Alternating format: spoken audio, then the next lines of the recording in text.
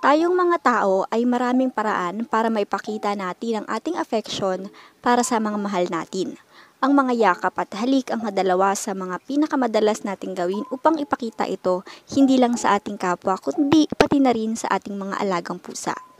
Isa ka din ba sa mga cat owners na mahilig humalik sa iyong pusa at kung minsan makikita mo na lang na masama ang tingin niya sa iyo pagkatapos mong gawin ito?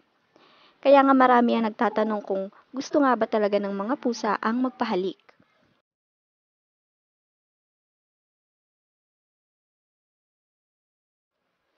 Ang unang tanong na dapat nating sagutin ay kung naiintindihan ba ng ating mga pusa ang gusto nating iparating sa tuwing ibibigay natin sila ng isang kiss. Bagamat depende po ito sa bawat pusa, generally ang sagot po dito ay hindi. Karamihan at kadalasan sa mga pusa ay hindi naiintindihan kung bakit at para saan ang mga halik na binibigay sa kanila ng kanilang mga tagapag-alaga.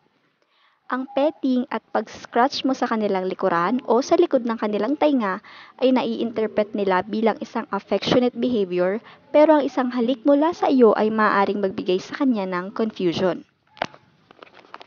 Ang kisses po kasi ay hindi nagbibigay sa kanila ng parehong pakiramdam gaya ng petting.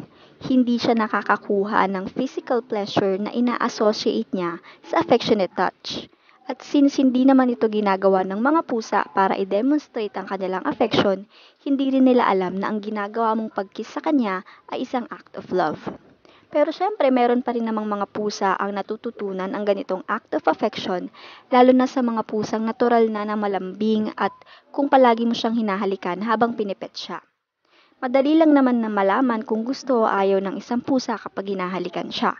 Kapag ayaw niya, maaari siyang magpakita ng aggression sa'yo, pero kung gusto naman niya, mag-prefer at ininid niya ang kanyang paws sa'yo.